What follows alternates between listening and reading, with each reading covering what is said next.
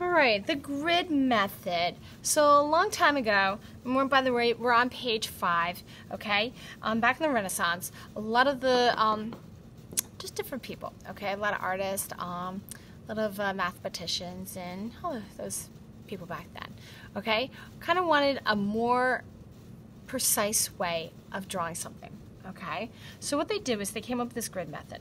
Basically, they saw this idea that if they applied a grid on top of something, they could either, 1, draw it so it's realistic, 2, enlarge it, or 3, make it smaller, okay, based on all the grids that they have, okay?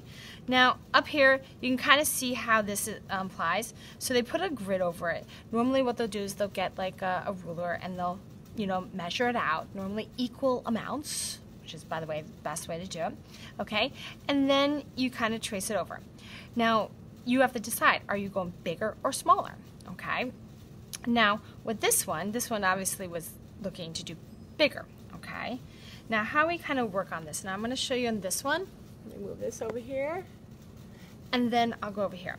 This is how I tend to do it. So I end up labeling it GHI 1, 2, 3, 4, 5, 6, 7, 8, 9, 10.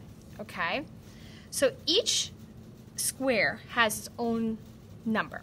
Okay? So we have A3. Okay? So I'm going to come over here. I'm going to move this over. There we are. And I'm going to do the same thing. Now your goal is to accurately move this over. GHI 1, 2, 3, 4, 5, 6, 7, 8, 9, 10. Beautiful. Okay? Now, when I look at mine, okay, I don't see anything in A1, so I'm not going to put anything. Nothing in A2. A3? Yeah. So I'm going to imagine as if I'm going to take this block and all the blocks and make it into smaller ones like this. Okay? I'm going to zoom in so you guys see. Woo! Okay. See how this I've divided out so I can figure out where the middle point is and where the half is. So you see how this one is hitting in the center? That's where I'm going to make it hit in that center and the other one. See how this one's halfway in between these 2 points? I'm going to make that too. And same thing. This is slightly halfway in between. That's how I'm going to do it in that one too. All right, so let me zoom out. There we are. All right, so A3.